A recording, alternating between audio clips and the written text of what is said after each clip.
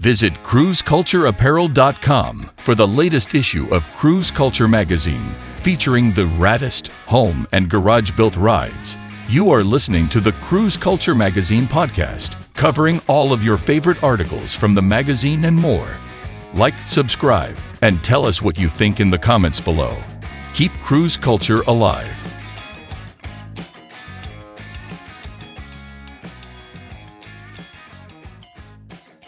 Hey cruisers, I hope you've had a wonderful week. Today we have the full interview with Brian Holsley and Aileen Uebel from last weekend when she was in Lacombe doing some lettering and pinstriping on Dead Betty. Aileen owns Stellar Designs and does pinstriping, art, lettering, custom painting, and more, and is super down to earth. If you don't know what Dead Betty is, she is Project Living Dead Girl, Cruise Culture Magazine's 1955 Buick Special. You can follow along on the build on our YouTube channel. Go check out the episodes so far if you haven't already. If you want to see what Aileen has done, you can also watch the latest video on the project on our YouTube channel. Alright, this is a long one, so without further ado, let's get into it. And then don't worry, I'll make you sound and look smart and all that stuff on YouTube. Have you checked out any of the videos on the channel at all? A little bit, yeah. It's been a little bit crazy lately. Oh yeah. So I haven't really had much time for checking things out, but I really like what you do. Like even just the videos that you've been posting in the last couple of weeks since the swap meet. Yeah. I saw all of those ones. And, nice. Like they have a really cool vibe to them. Thank you. I ran out of content for shorts. Yeah, that's over fair. The winter. That was well, just it's winter, right? So I've been doing some weird stuff, just trying to have something to go out there. But yeah. So you said you've been doing this for like 2 years? Yeah. So I started out. How the whole thing actually started was 2.5 years ago. I bought a Chevy Chevette. Yeah. And it was an '86 Chevette, and I drug it out of the weeds in a friend's backyard, and anything that is bolt-on was not bolted on. So I'm talking like bumpers, windows, door handles, doors, the entire interior. The whole thing was just a shell, and anything, like any bolt, it was all like I got a box with bolts basically, and it was all in unlabeled Ziploc bags. And so I was like, oh, this is a great thing to be tackling. That's funny. So I finally put the car back together, and I had my fun with it, and it was a little 4-cylinder, right? Like it was completely gutless. Yeah. But it was fun, and it was mine, and I built it, right? Yeah. And so I drove that thing everywhere, and I even drove it to Medicine Hat to the racetrack, and pretty sure I set like the record for the slowest pass ever made. It ran at 21:39. Oh yeah. In a quarter. So I drove it there. I raced it all day. I was just a hot lap in it, and then I slept in it, and then I drove it home the next day. Nice. That's awesome. And so that car just gave me so much joy that I figured I would paint it. And so I already had it in primer, and so I painted. I have it on my Instagram. I painted like a woman's face, like those lips, onto the driver's door. Yeah, I did. And then I painted like a record onto the quarter panel, and it just kind of started snowballing from there. And then a couple of friends of mine, they started a food truck, and they wanted me to paint the side of the food truck with like a burnout slick, and so that was actually my first job that ever got commissioned. Yeah. So it started with that car, and I named that car Stella, hence Stellar Designs. Nice. Because I wanted to kind of, give a little bit of credit to that car. Yeah. And so then from there on, I wanted to paint. I didn't have any of the emblems for the car, and so I wanted to paint Chevette onto the back. Yeah. And years ago, my dad bought some pinstripe paint and some brushes, and never used any of it. And so I hit him up, and I was like, hey, do you still have all that stuff? So we drug it out of the garage, and I just started messing around with it, and completely unintentionally, I started pinstriping. Yeah. And that was about 2 years ago now. That's cool. So then from there on, I started messing around with some designs and started doing the coasters and the coffee mugs. And that quickly turned into my friend Chance's race car. He's got an old Capri. And then I did a bike. Then I did Rampy. It just started snowballing. Yeah. And it finally got to a point where I had to decide, like, if I'm going to push this or if I'm going to just let this be a hobby. And I figured what better time than now to take that risk. And here we are now. Well, it really is a dying art. Like, there's not too many people out there who do it. Yeah. And anyone you know who does it is usually fairly busy. Yeah, it's pretty difficult to find somebody that does it, let alone actually wants to do it full time or wants to make the time. Yeah. There's a surprising amount of pinstripe artists out there. Right. So like as much of a dying art as it is, there's more people out there that do it than you might think. Oh, okay. But everyone has their own little style, right? There's a lot of people who only do roadsters or only do airplanes, or like they're so specialized. Right. But I try not to shy away from anything. Right. Like a friend of mine is buying a plane right now, and he's going to need some lettering done on that, and so like I'll get to do a plane. That's cool. Today I'm doing a Buick. Yesterday I did a 62 Corvair. It's you never know what's going to happen. That's cool. And I really enjoy that part of my job. Yeah. But what I enjoy the most is that it doesn't feel like a job. Right. You kind of just get to go hang out and work on cars. Yeah, I get to work on cars. I get to meet awesome people. I get to travel for my work, and it's a really unique field to be in. Yeah. And I was able to combine my passion for vehicles and my passion for art and turn it into a career. Yeah. And not many people get to do that. Yeah. So, but yeah. Did you want this stool? Sure. You know what? I actually bought one the other day, and I have it in my truck. I might as well grab it because then we can both sit. Well, I got a whole bunch of other chairs. Okay, here, so. sounds good. I can also pop that hood open if you need it at a bit of a different angle. No, this is actually really That's good. Okay. Yeah. So do you still own the Chevette? No, I unfortunately sold it, and I'm so full of regret. I just wanted to get into something bigger. The whole reason I sold it the whole reason I bought it was I wanted to build a 9-second streetcar. Yeah. And I don't know if you know Dario, but he basically built exactly what I wanted to build. So I looked at what he did, and I was like, there's not a chance in hell that I am doing this. Yeah. I didn't even start yet, and you run out of money, right? Like it was going to be a full tube chassis. And it just wasn't feasible at the time, unfortunately. Yeah. So there wasn't too much of a point in continuing to invest in this car. Which is, it was unfortunate. I actually daily drove it for the longest time. I drove it all through winter. Oh, wow. On 35-year-old cracked winter tires. And don't tell DOT. And on Deerfoot, in 2 feet of snow. And it was the most reliable piece of automobile that I ever owned in my life. Yeah. And then I sold it. But yeah, it's just one of those cars, Yeah. But yeah, I actually sold it to a guy in Saskatchewan. He drove all the way to Lethbridge to go pick this thing up, sight unseen, basically. Yeah. And he bought it for his nephew, he said. And then, never heard from him again, of course. And then about a year later, get this really weird message on Facebook. And it went into, message requests.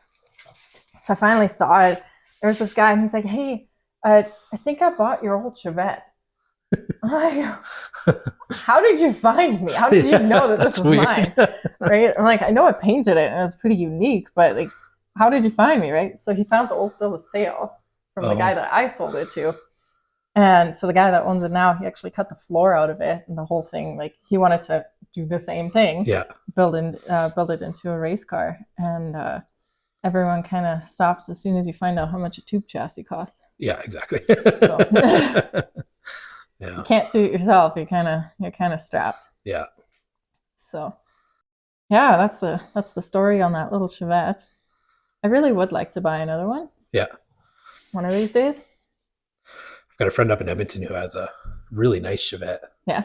She she drives it all the time too, but I think she's building a 383 stroker for it. Ooh, wicked. Yeah. I'm a fan. Yeah. I don't know her, but I'm a fan. Yeah, she's pretty cool. She does some photography and stuff for the magazine, and oh, nice. she's got a Cutlass, a 68 Cutlass. Okay.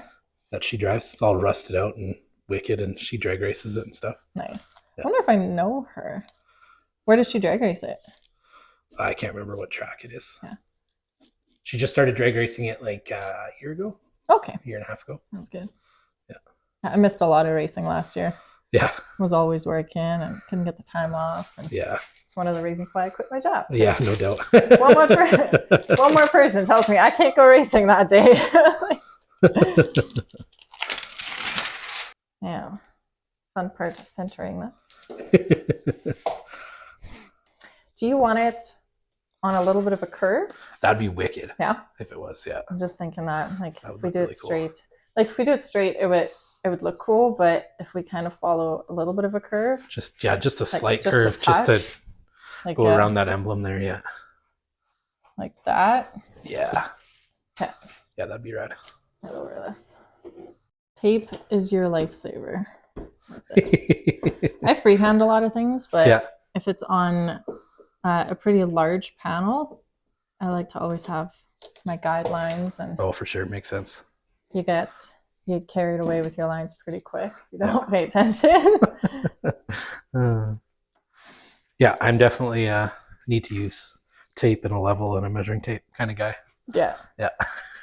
I don't measure a lot of things when it comes to this. It's kind of just all, does it look right? Yeah. Because no one's ever going to come up to a car show and be like, oh, how much crooked shit I've hung up in the house. Yeah. All right. So start down here. So you said you moved here when you were 11? Where were you from? I was born and raised in Germany. Oh, okay. In Düsseldorf, Germany. And yeah, we moved here in 2009. Yeah. And I've just been in Lethbridge ever since. And I always knew that Lethbridge wasn't going to be the forever. But it's one of those cities where once you live there, you don't leave. Yeah, and anyone who tries to leave comes back. I've got a bunch of family in Lethbridge. So it pretty much got to a point where, like last year alone, my Yukon got broken into 3 times. Had a rock thrown through my 69 Pontiac window. And my garage got broken into. Oh, all my tools were stolen that I built the 69 with. It got out of control. Yeah. And it just wasn't really safe anymore to stay there long term. And it's just me, right? So it's like I don't have anybody else at home that's gonna be there to protect me, right? So you gotta watch out for yourself. And it really it got a little scary living there for me anyway. Yeah, I'm not a fan of living in the cities. Yeah. I was born and raised in Blackfelds. Okay. Yeah, and then I came to high school because there wasn't a high school in Blackfelds, so we went to high school here in Lacombe. Okay. That's where I met my wife and stuff, and nice. We both absolutely love it here in Lacombe. So yeah, it seems like a really nice little town. Saved up to buy a house here. Sweet. How long have you guys lived here? We've been here for, I've got to be coming up on 5 years now. Okay. Yeah. It's just far enough out of the way. Yeah. It's big, but it doesn't feel big. Mm-hmm. There's not like big stores and all that kind of stuff. And yeah. Not a whole lot of issues with crime. We're starting to get some, but not much still. Yeah. Like you can usually leave your car unlocked for the night. And yeah, you can't in Lethbridge. No. Well, it's pretty much one of those things where do you leave it locked and risk it getting broken into? Or do you leave it unlocked and know someone's going to get into it? Yeah, exactly. Right. Yeah. Yeah, I think the most theft I've had is just my packet of CDs got stolen out of my Suburban. That's not too bad. All my CDs from early 2000s and 90s. Yeah. Dang it, it was good stuff. Just burns them all again. How old are you? Yeah, I'm 25. Oh, 25. Yeah. Just young enough to take the risk and just old enough to know what I'm doing. Yeah, that's good.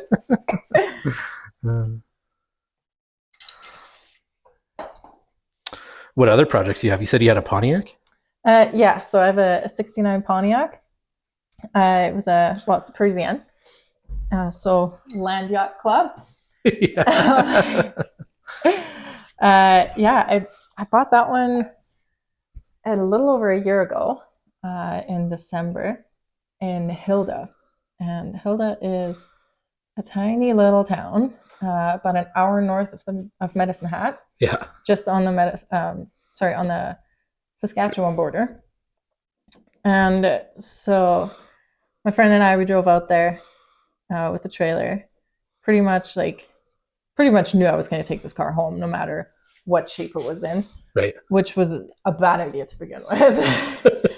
Because we got there. I knew it wasn't in the greatest shape, but we got there and I realized that the whole car was like, it was mouse infested. And, it didn't know if the engine was going to turn over. Really knew nothing about it. It's been sitting in a barn since 1984.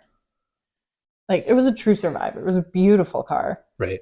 It's not rusted out, but it needed two of everything. And so I figured, let's buy it. Yeah. So towed it home, and I'm into this thing for, I don't know, got way too much money, but about 400 hours.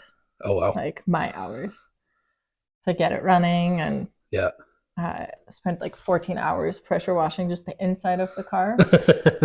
I had to take the seats out of it, strip the floors down, took the headliner, the carpet, everything out of it. Yeah. And I redid everything. I was able to save the seats, but save the seats, right? I'm gonna put some new benches into it, and I'm gonna reupholster the whole interior. Also by myself, which is also probably not a good idea, but one of those people. Yeah. Oh yeah, you gotta try it yourself first. I have at to least. try it. Yeah. I'd rather try it and fail than to just not try at all. 100%. Nothing good I've ever done has come of just having somebody else do it for me. Yeah. So. Rebuilt the top end of the engine and went through the transmission and the rear end and rewired a bunch of stuff, put a new HEI on it, plugs, wires, all the basic stuff, and drove it to Calgary. Nice. It was quite the story. I have the full story on the car posted up on my Facebook page. Oh, okay, yeah. For anyone that wants to read through it, but it was a battle to get that car back on the road. Like anything that could go wrong went wrong. Oh yeah. But that's the car game. So yeah, for sure. And then you've got your 97 Yukon. Is it Yukon or Tahoe? It's a Yukon. Yukon. Yeah. That old girl. She's been with me for a hot minute. Love that truck. I was, God, how old was I? I don't know. I was young when my mom bought it. I think I couldn't even drive yet. Didn't even have my learners. I was young. Yeah. And so mom and dad bought this thing from Bridge City in Lethbridge for $4,000, like forever ago. And I immediately fell in love with it. I always wanted to have it, just for some strange reason it was calling me. And so I always told mom, like, if you ever want to sell it, you let me know, because I want to buy it. And then I ended up buying a 2005. heck, what was it? Dodge Magnum. Okay, yeah. And so for a year and a half, I was pestering my mom to trade me the Yukon for the, for the Magnum. And one day she went for it. Nice. And so, yeah, so we traded straight across because she wanted a car and I really wanted a truck. And it's been mine ever since. And I think that's been eight years now. Wow, that's 8 or cool. 9 years that it's been actually in my name. And we bought it with 174,000 kilometers on it. And breaks my heart, but it's at 361,000 kilometers now. That's about what my Suburban's at too. Yeah. Yeah. I put most of them on there, and it's been good miles. You know. Yeah. It's miles per gallon. Yeah. For sure. But I wouldn't trade it. Yeah, that's cool. And now they're starting to be a collectible. Yeah. Yeah. I've been driving that thing since before they were cool. That's right. Yeah. I was getting bullied for driving that thing. But no, it's good times. I love that thing. That's cool. I've rebuilt almost everything on it. The only thing stock is the front diff, which is going to get replaced right away. Yeah. The bottom end of the engine and the transfer case. Everything else is rebuilt. Nice. Like rear end, the entire suspension, like leaves rewired, everything. It's a labor of love. Yeah, for sure. 10 years of things breaking, and eventually you do have somewhat of a new vehicle sitting there, so it's not too bad. That's cool. Yeah. Well, did you want to go with exactly the font that you sent me? Doesn't have to be exactly like No? that. Okay. Just kind of that vibe. So That like vibe? Okay. a little bit of that old like Mexican style, but also like horror movie. Yeah. So what I'm thinking is kind of go like this, Yeah. all across, Yeah. and then do the bottom half in gold leaf and the top in whatever other color. Nice. And then whatever color we use at the top, I would use to outline the bottom of the gold leaf. Sweet. Yeah. Yeah, we can do that. Sounds good. Could we do it like with green Oh yeah. and then maybe like some yellow, just little accents Totally. around the outside Yeah. or something? Do some Yeah. highlights, lowlights. Yeah. Absolutely. Wicked. Sweet. Yeah, lettering's one of those things. I was super scared of it Yeah. when I first kind of started out. And actually, I never did that much lettering because I didn't enjoy it. I wasn't good at it. And then Custom Auto in Lethbridge. Yeah. Well, they're just north of Lethbridge, but they messaged me and they're like, hey, we have this old truck. It's an old Ford truck. Would you want to do some lettering on it and like paint our logo onto it? I was like, well, I can absolutely do that. I have no idea how long it's going to take me to actually get it to look good. Yeah. But I would definitely be down. And with that job, I realized how much I actually really enjoy lettering. It turned out great. That's cool. And they have a few more vehicles that I'm actually going to do pretty soon here as well. And it just snowballed from there. And now I almost, like, as much as I love pinstriping, I almost prefer doing lettering. Yeah. Because it gives you, I feel like it gives me anyway, a little bit more creativity. Right. And it brings so much character to the vehicle. Yeah, it does. Yeah. And then messing around with gold leaf, and That's cool. it's fun. Like, you can make a plan for what you want to do, but you never really know what it's going to turn out. Get the gold leaf started. Sweet. So what I'll do, Yeah. the gold size has to dry for close to an hour. Okay. So I'll put the gold size down, and then I will move on to something else, put the gold leaf on, and keep going with it. Okay, cool. How long have you been doing gold leaf Trusty for? tool. Not too long. I got into it about half a year ago. Okay. Just mostly just on my own stuff, and had some fun with it. But I never really did it on customers' vehicles, Right. just because it's such a tricky thing. Like, it takes so long to really get it down, and it took me a while to get a hang of it and feel comfortable with it. Right. What got you into cars?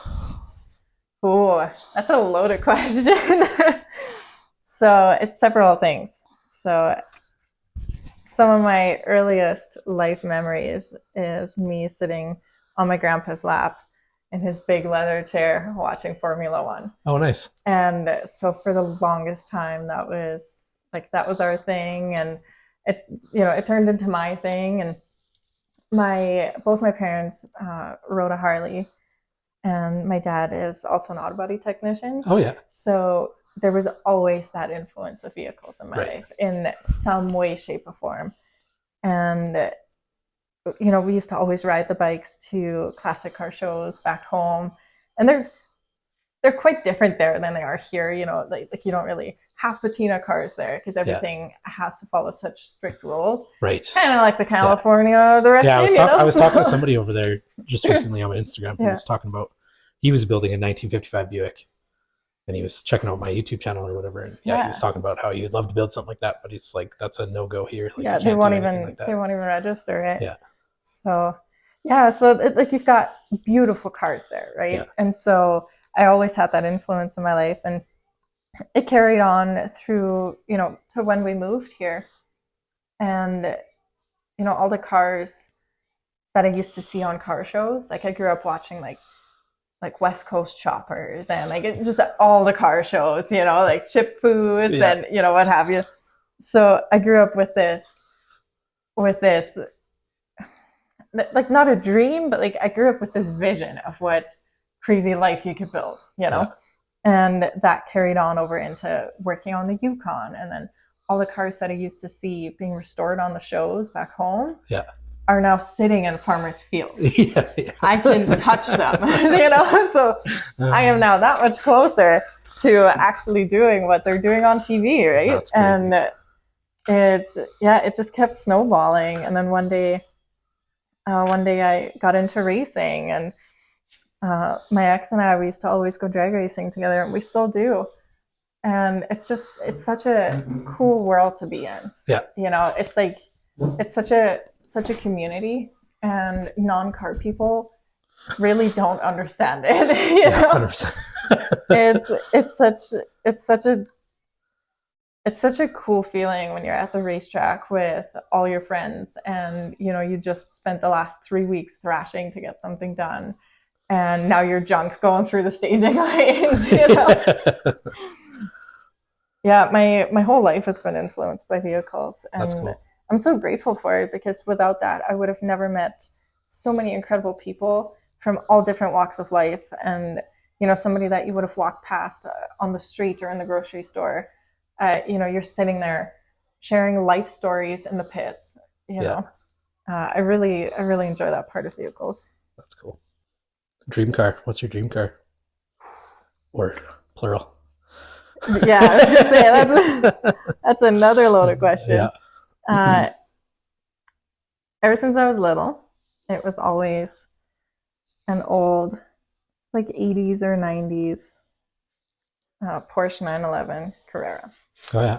Reason for that: so I'm born on November 9th, and in Germany you write the dates kind of backwards, and so technically I was born on 9/11. Right. 9th of November. And so my dad used to always call me his little Porsche. And that's cute. it stuck with me my whole life. I have little dad-cast cars, and it's one of those one-day cars. Yeah. But I know I'm gonna make it happen. And if I have to sell everything else I own, to get one of those cars. Oh, that's cool. Yeah. So that's one of them. And then most people don't even know what they look like, but a 67 Bel Air. Oh, yeah. Kind of has like Malibu Impala vibes, but it's a midsize.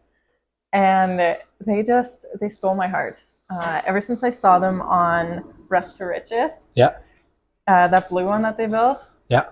Absolutely gorgeous. Like such a classic car, timeless. And I wouldn't build it into a race car or anything. I would paint it deep forest green metallic. With some nice gloss black wheels, and just drive it to the grocery store. Yeah. That's cool. Yeah, that's my other must-have car before I die. Nice. What's the farthest you've traveled to do pinstriping? The island. The island? Yeah. Vancouver Island? Vancouver Island. Yeah. I recently went out there as like a fun trip with a good friend of mine. And we met Sean Driver and Miss Daisy out there. Yeah. Really cool people. I have to get you in touch with them. And he actually does land speed racing down in Bonneville. And he's got an old Studebaker, and he's in the 200-mile club. And this year he's shooting for 300. Oh, wow. And I'm pretty sure he's going to make it. That's cool. I have a lot of faith in them. They have really good teams. So, I ended up doing some pinstriping out there, which was really cool. I met some incredible people. But yeah, that's the furthest I've gone. And I would definitely go there again. That's cool. I have to shimmy.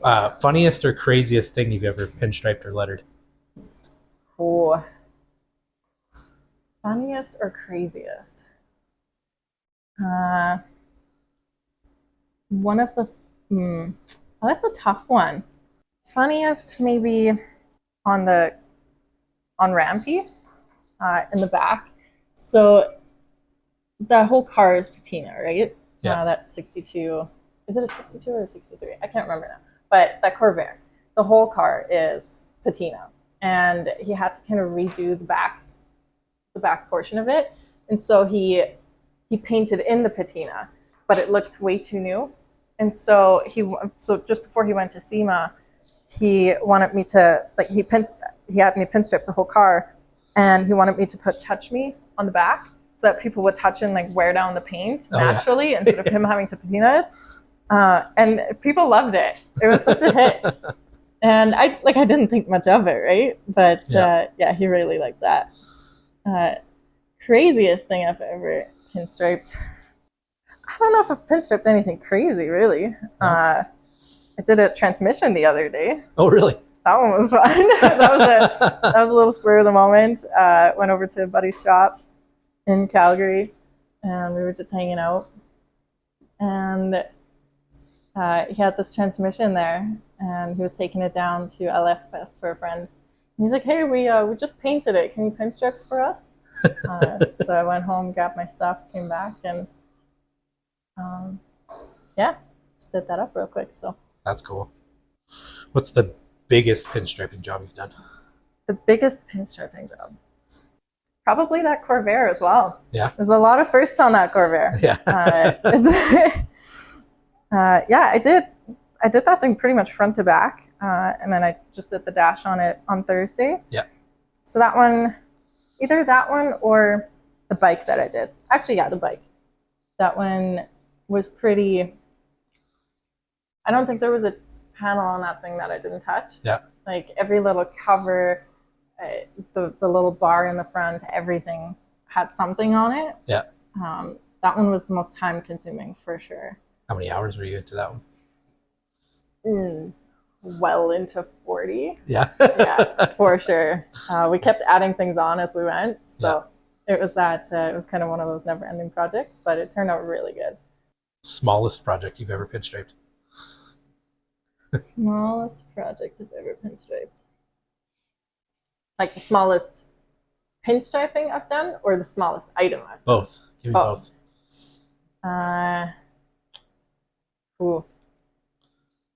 Smallest item I've pinstriped was a phone case. Oh, yeah. And at the Red Deer swap meet just recently, the vendor that was across from me, he was watching me all day, and he came over and chatted for a little bit, and then at one point things kind of started dying down a little bit in the afternoon, and so I figured I would just take my paint out and started pinstriping a little panel. And he comes over with this restored little pickup truck. Yeah. And he's like, "Whatever you want to do on it," he's like, I'll pay you to pinstripe it. And that was some really fine little detail work on it, and it was super fun. Yeah. Really enjoyed that. Just a little spur of the moment. That's cool. Was that your first time at the Red Deer swap meet? At the Red Deer swap meet, yeah. I did the Lethbridge swap meet earlier on. Yep. And it was such a success, and I handed out quite a few business cards, and got some really good feedback. Yeah. And so I figured I would do the Red Deer one as well, and nice. It was an even bigger hit. I'm very glad that I went. That's awesome. Yeah, that was the best one I've seen in a while from Red Deer. Yeah. I think everyone's still kind of coming out of that COVID hibernation, and you know, all the projects that were started and then kind of laid to rest, and everything's kind of waking up again, which is nice. That was good. Have you ever taken any like pinstriping classes, or just all like self-taught practice? All self-taught. That's cool. Like I said at the start there, I just kind of fell into it. Yeah. Never intentionally was like, hey, I'm going to start pinstriping. So I actually started out with acrylic paint. Oh, yeah? Because I was doing acrylic paintings, right? So I had a couple of really fine detail brushes, and I just started pinstriping with that, like just for fun. Yeah. And so, yeah, I never took a course. And the biggest thing for me was I didn't want to, like, once I decided that I actually wanted to pick it up, I didn't want to sit there, watch videos, and copy everybody else. Right. When you look at my style versus the traditional pinstriping style, completely different world. Yeah. And that's because I really wanted to keep that creativity and the creative freedom of just doing whatever is in my mind at that moment. Yeah. Right? Like, if you have a specific style that you're wanting to go for, absolutely, I can do that. Yeah. But I really wanted to always just do my own thing. And so I never sat there watching videos of other artists. And the only thing I looked up was how to mix it. Right. And even then I changed it. Yeah. So it's like, there are definitely some artists out there who offer classes. Yeah. I haven't seen any up here. But there's a few artists that I follow who offer courses down south. Yeah. So it would definitely be a really cool thing to check out. Right. But I didn't base anything on that. That's cool. How do you pronounce your name? It's Aileen. Aileen. Yeah. So most people actually get it wrong because it's spelled the German way. Yeah. But we never anticipated moving here when I was born, right? Yeah. So yeah, it's Aileen Uebel. What's your last name? Uebel. Uebel? In German, you pronounce it Uebel, but that's a train wreck here. Yeah. So when we moved here, we wrote down our name, showed it to some friends, and we're like, how would you pronounce this? And it kind of came more or less to a consensus, and that's kind of what we stuck with. So, yeah. But yeah, my first name is a struggle sometimes. Do you still speak German? Fluently, yeah. Oh, wow. I speak German every single day with my mom. Oh, cool. And with my dad and my brother as well. Oh, wow. And of course with my family still, yeah. Right? So, yeah, that's a huge thing. Like, my German definitely has become pretty sad over the years because you start mixing in so much English. And like, I was so young when I moved here that a lot of the more like adult phrases and just like a more advanced vocabulary, you know, I just didn't possess that yet at 11 years old. Right. So, you know, the more technical terms and anything that I learned in school and in college and healthcare, all those terms, I never learned them in German. Right. So that's where it really starts to muddle the two languages, which is unfortunate, but I have definitely, you know, come to acknowledge that it's a problem to me anyway. Yeah. So I started learning some of those terms in German and started reading some German books and switched my Facebook over to German every now and then just to switch it up. Brush up on your brush up on my German. I was trying to learn Spanish for a little while. Oh yeah. I always thought it's such a cool language, but Spanish is fun. I started learning it in high school. Yeah. And I still speak it a little bit. I used to be quite proficient at it, but then, you know, you graduate, you move on with life, and it's one of those things where, you know, you can order a beer in Spanish kind of thing. So yeah, exactly, yeah. One of these days I'll get back into it. That is the beauty of this. If you don't like a line, that's you cool. can get rid of it for a little while. I just got paint all over my hair, so I just got to deal with that real quick. Not the first time, not the last time. Believe it, yeah. Wonderful. Do you have any milestones you want to hit with your pinstriping and lettering? Yes, yeah. Lots. So once I decided that I wanted to do this as my main source of income, Yeah. I have this goal that I want to be featured in Hot Rod magazine. I think that's any car person's goal or dream. Yeah. But I really want to accomplish that. So Hot Rod magazine would be pretty far up on that list. Really want to do an airplane. Yeah. And most of the other goals I've already reached, luckily. Cool. Like doing a bike, and I'm gonna get to work on some X275 trucks right away here. Yeah.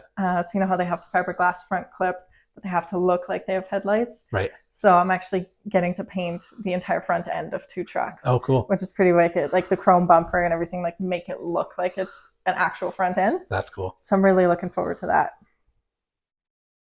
But yeah, a plane and Hot Rod magazine, I think, would be pretty far up on the list. Yeah. But I feel like nothing's really unattainable anymore nowadays. If you try hard enough and if you stick with it. Yeah, hopefully, I'm sure they will, but hopefully Hot Rod magazine will stick around long enough to all these magazines that are dying off and you never know what's or going digital nowadays. only. Yeah. Like I just read this morning that there's another racetrack that's going to be closing down. Yeah. So it's like they're just dropping like flies, you know. Houston racetrack, I really wanted to go visit, never got to. Yeah. And then after TX2K, they tore it down. So that's too bad. Some good times were had there. Check on the gold leaf. Sweet. So that's just about done. Cool. So I'll finish up with the green, and then I'll jump back over there. Okay. Oh yeah, that looks wicked. Then I'll carry the purple and the black a little bit further down. Sweet. Yeah, I think I'll leave that. And then I'll take the purple a little bit further, and then I'll do a top one with the black. Sweet. Yeah, that sounds awesome. Kind of tie everything together. Sometimes I like to leave some open lines. Yeah. Because then I can tie the other colors into it and still make it look like a cohesive line. Yeah. But yeah, sweet. Cool. All the little mixtures that go into this. So this one's a flow enhancer. Okay. This one just helps keep it nice and smooth, and it prevents those jagged edges. Right. And then you need your hardener. And just a couple of drops of that. Do you like it? Yeah, it looks good. Okay. Don't second guess yourself. It looks good. Don't listen to that. I like it. I was just thinking that chrome piece that you were talking about in there would look freaking sweet. I think it needs it, honestly. And I'm excited about that like idea. just something simple. Like like not flat. It definitely needs that little like a peak at the top. Yeah. But just a gentle one. Yeah. I think it would tie it together. It would look awesome.